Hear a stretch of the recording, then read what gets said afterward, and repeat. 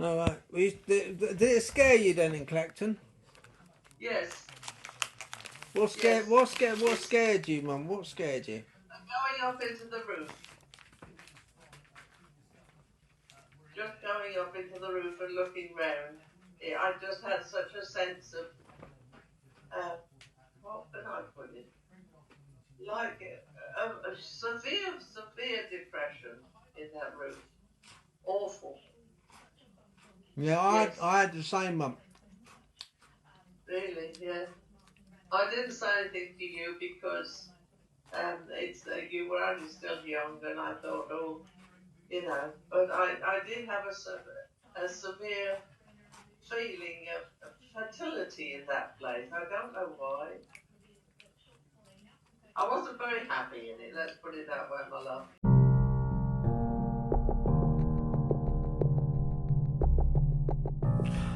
Oh, hi. I wanted to do a more in-depth, clearer, more detailed account of the time we were at the bungalow in Clacton-on-Sea. So, okay, here goes. My mum and me moved into the bungalow at Clacton-on-Sea. It was about 84, 85. 1984, 85, yeah. As soon as we moved in, weird things started happening. Now, as I was always fascinated by the paranormal at that time, all I knew of ghosts and hauntings was when I went to the library. As back then there was no internet, smartphones, nothing like that. So I'd browse books that had famous pictures like the hooded monk standing by an altar of a church, or the apparition of a floating ghost down a wide old staircase. But that didn't prepare me for the experiences my mum and me had in this small bungalow in a seaside town on the east coast of the UK. It was a weekend we were due to go down to spend with my sister in London. Now, the bungalow was a modest 2 bedrooms. It was detached. Bedrooms at the front, lounge at the rear, kitchen at the rear. Largest square hallway, and then a bathroom coming off. The garden was long, narrow-ish, about 4 or 5 metres across. I'd say about 5-6 metres across. I wasn't that narrow. And then a vegetable patch enclosed with a little gate and a wall right at the very bottom. Had a garage to the side with a pathway and a side door.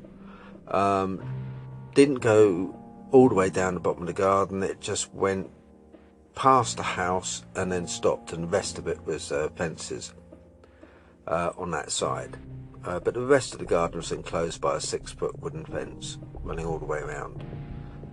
There was an old folks' home to the right hand side of the garden. Used to feel sorry when I was in the garden, and like, kind of, it's a nice day, I'd look up and I'd see the old folks looking out their window, and I think, oh, bless them. Give them a wave. It's a detached bungalow.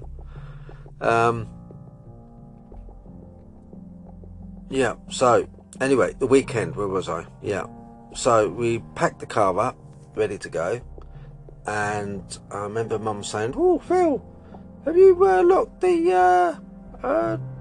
attic window? Draw the curtains. Yeah, draw the curtains." Right, okay, Mum, no worries. So we had an attic, and it was partially boarded, ran the whole length of the bungalow. It was big.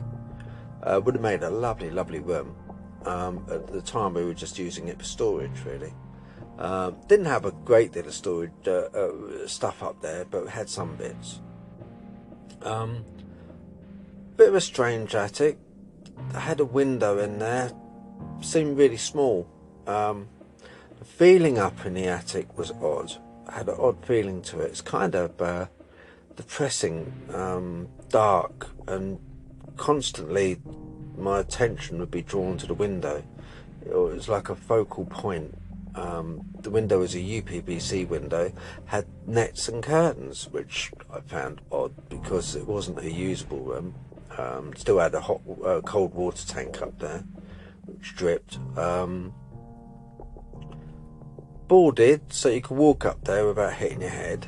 But yeah, just had an odd feeling up there. Cold, even in summertime it seemed cold. Yeah, just odd. One single light had up there. The switch was on one of the trusses, screwed to the truss. Light switch. One single light, no shade. Didn't have a shade on the light. Yeah, and curtains and nets on a window, which when you're up there, just the window just seemed to boom, just ping out at you. It's weird. So anyway, yeah, going away, I closed the window, UPVC, so it had one of those pulley handles. You pulled it towards you, levered it down, and a little button in the handle would click out, and that's it.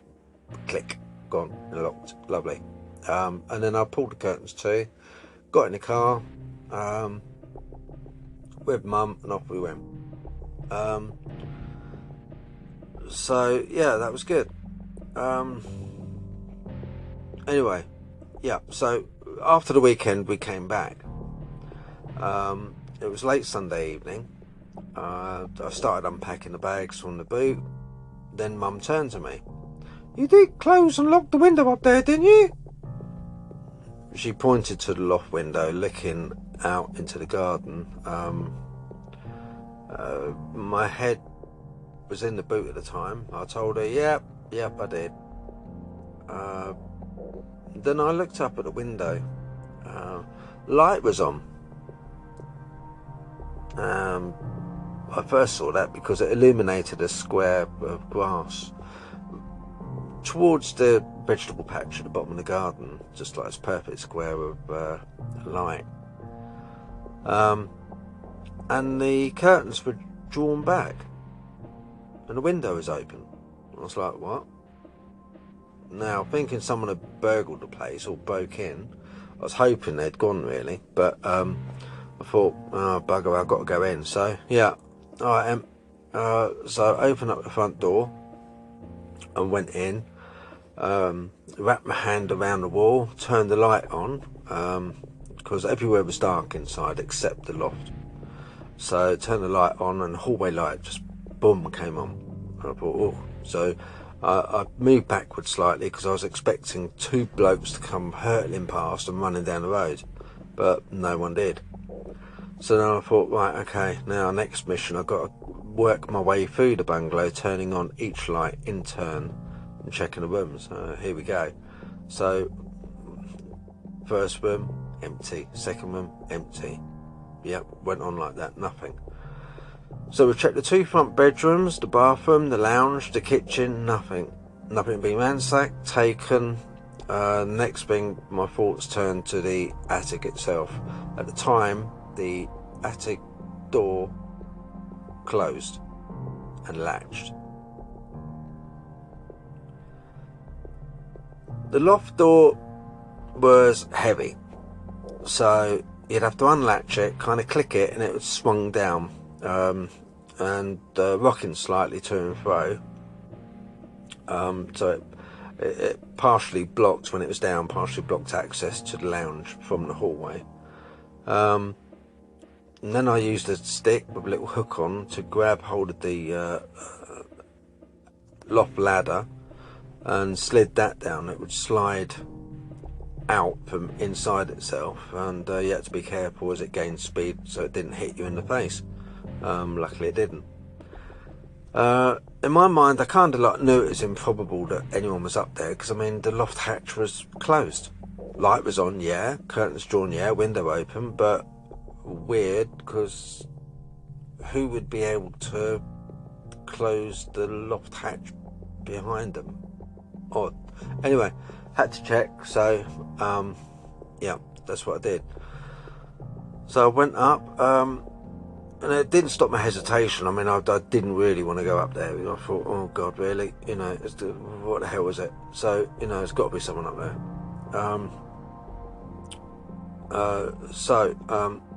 I went up the ladder, slowly.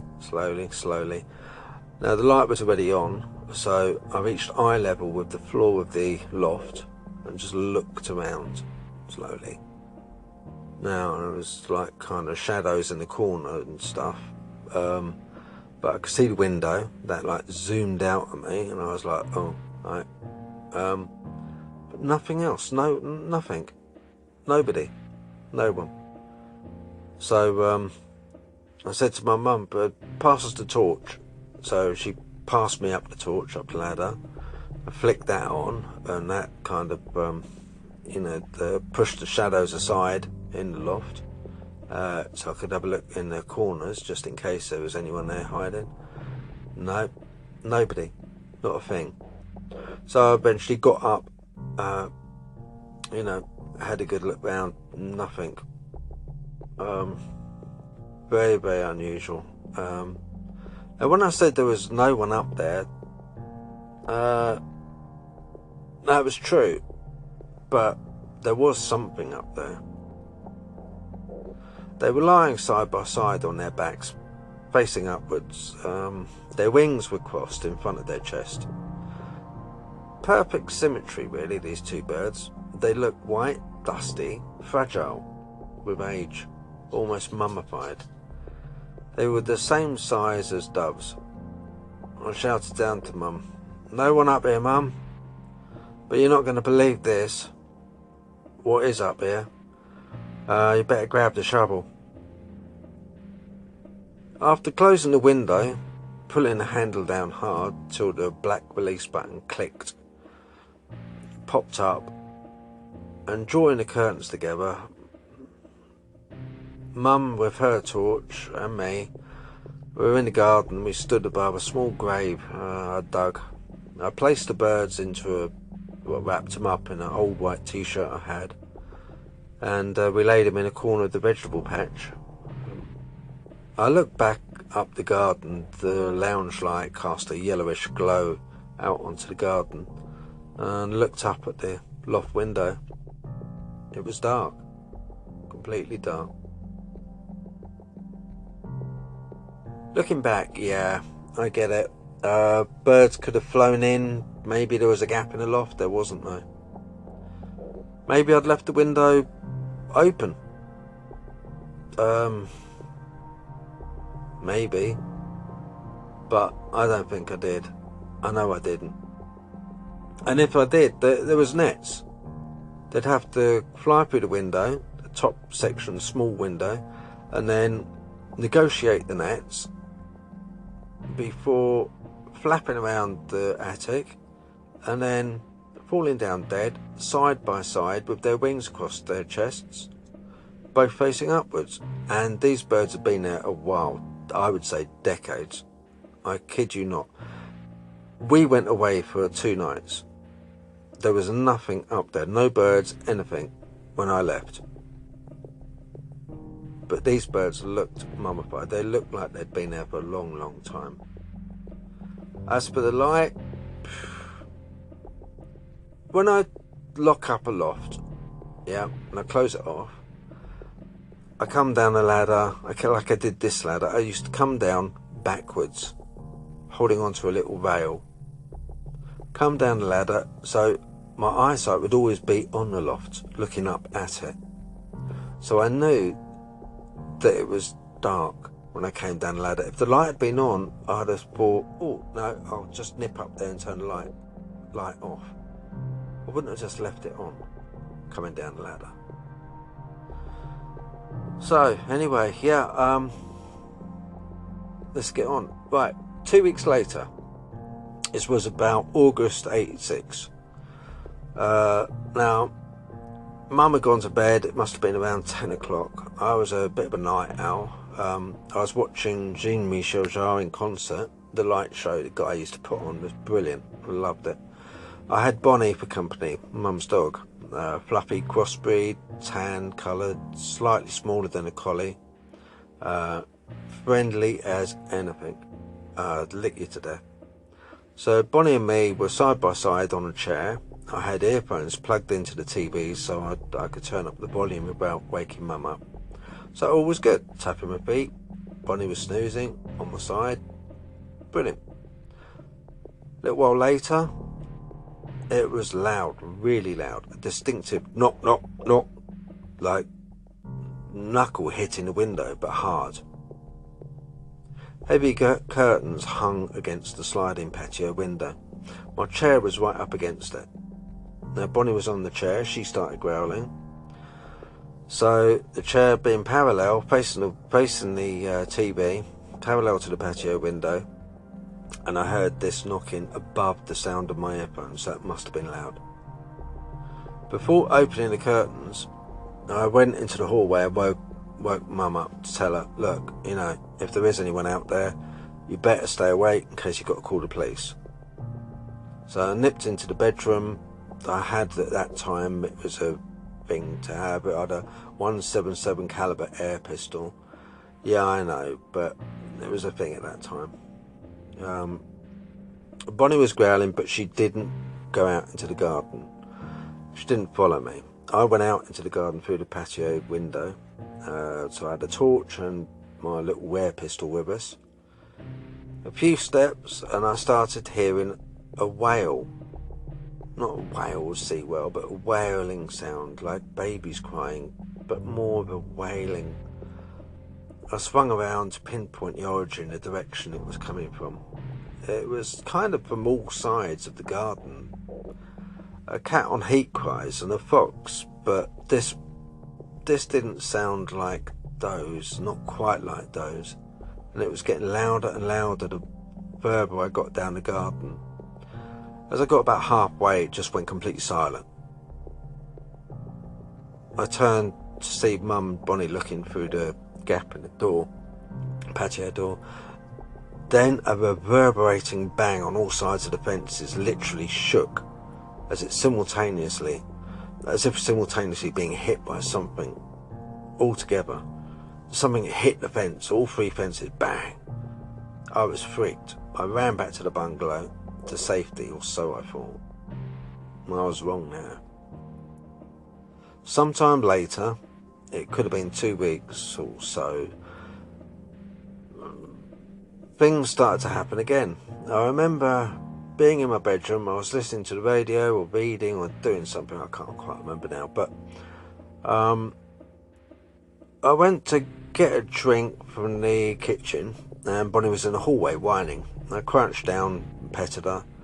The old girl, sometimes she'd get a bit change of scenery. She'd want to change the scenery from Mum's room, so she'd come and sleep in my bed. But no, she was looking towards the back door, so I thought, right, okay. But thinking about it, you know, at the time I remember thinking, oh, she's not quite looking through the back door, she's looking up towards the attic hatch, loft hatch. Freaky. But anyway, I said, right, okay, come on, let's go outside, Bonnie, come on, girl. I went to the kitchen and turned the light on. The fluorescent light flickered on and I opened the side door in the kitchen. That opened up onto a lean-to, timber-built lean-to, with a corrugated clear plastic roof. It was chilly. I let Bonnie out, but she carefully, reluctantly went out. Well, she was old. It was chilly, so I don't blame her really. But still, she went out. So I got a drink of water, put it back in my bedroom. I could then hear Bonnie scratching at the door to be let in. I went back into the kitchen, opened the door, she wasn't there. I called for her. Usually when I call for her, she comes bounding in. She does her bit and then comes bounding into the warm.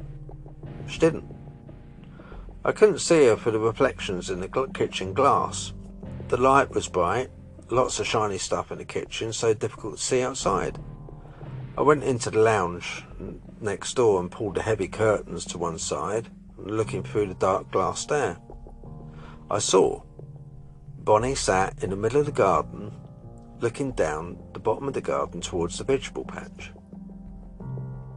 I opened the patio window slightly and shouted in a low shout, "Hey Bonnie, come on, wants a biscuit?" She then broke her pose and slowly padded in through the gap and went off into my bedroom. I followed, wondering what the dog had been looking or hearing at the bottom of the garden. And turning off the light, as I stepped under the loft hatch, I felt a cold breeze. I stopped, and I heard a male voice say, "Phil, beware." Very clear and extremely distinct. I froze. I then wasted no time in going to my bedroom and closing the door behind me.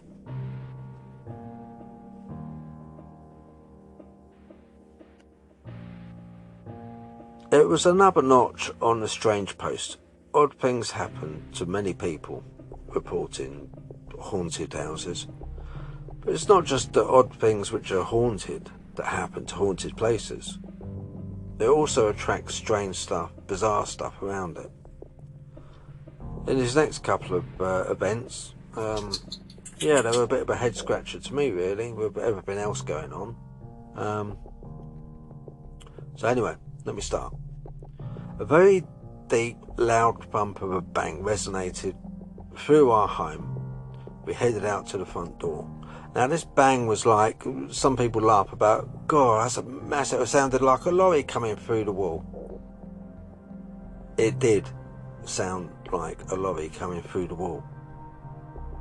We looked outside, it was about 7 o'clock, it was dark but clear, dry night, traffic going past, residential road, 30-mile-an-hour limit, people walking over the other side of the road. Mum and myself were standing in our garden amongst a scattered bricks and debris which was once our 3-foot high wall, now rubble. No one had come across to see the spectacle of the exploding wall. It was just life as usual. We looked at each other bewildered.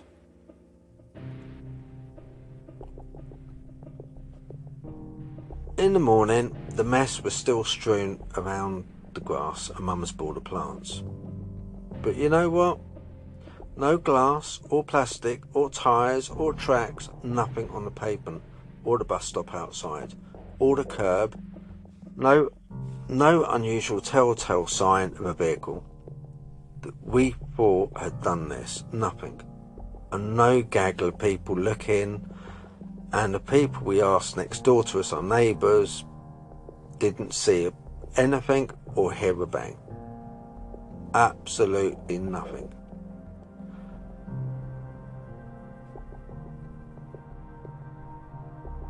As I said, strange things happen to a strange place.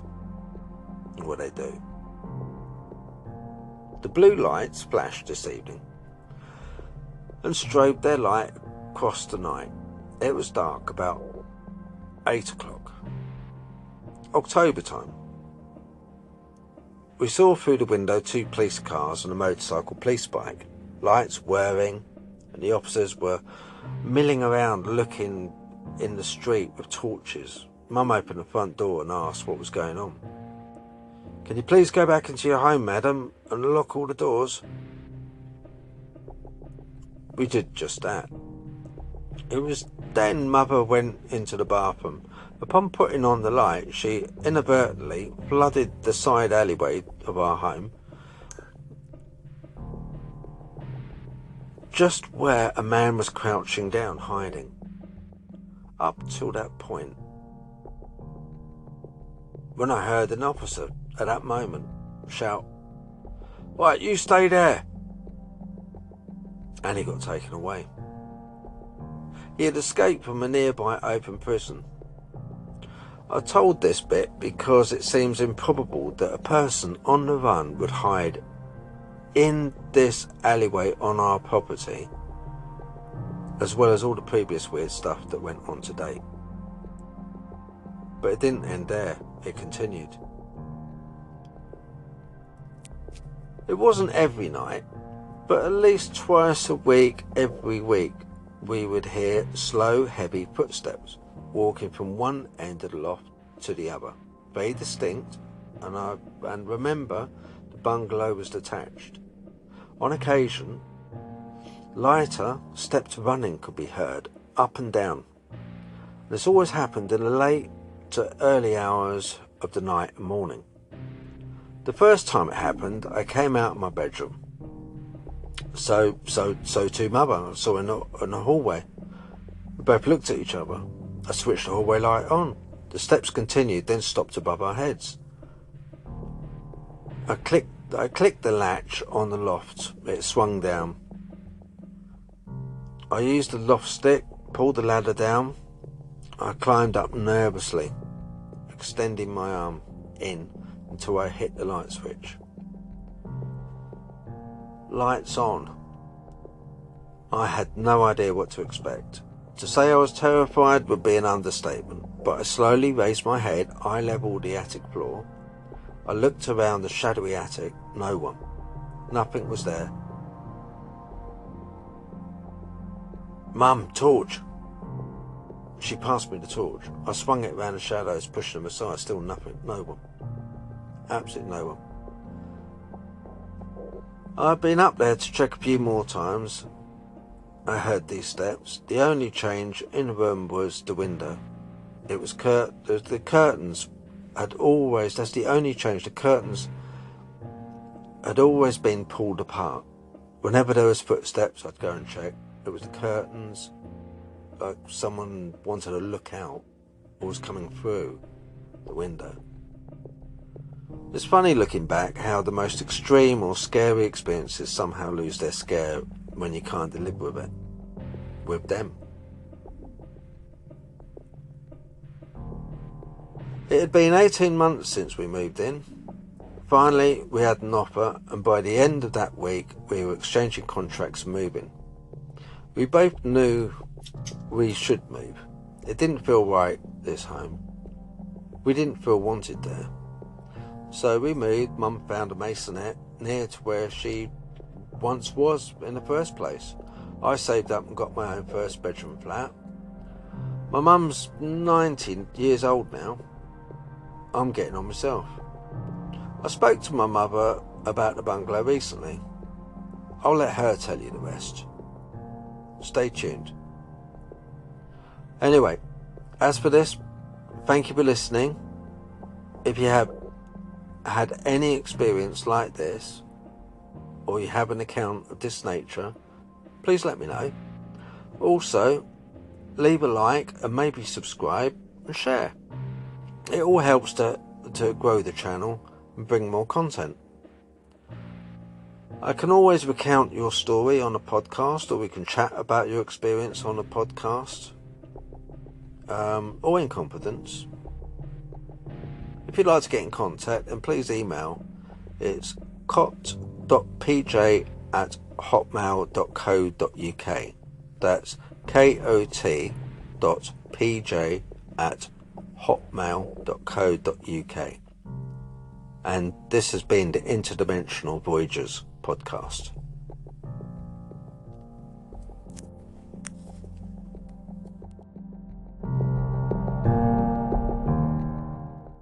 All right. Did it scare you then in Clacton? Yes. What scared you, Mum? What scared you? Going up into the roof. Just going up into the roof and looking round. I just had such a sense of, what can I put it? Like a severe depression in that roof. Awful. Yeah, Yes. I had the same, Mum. Really, yeah. I didn't say anything to you because you were only still young, and I thought, but I did have a severe feeling of fertility in that place. I don't know why. I wasn't very happy in it, let's put it that way, my love.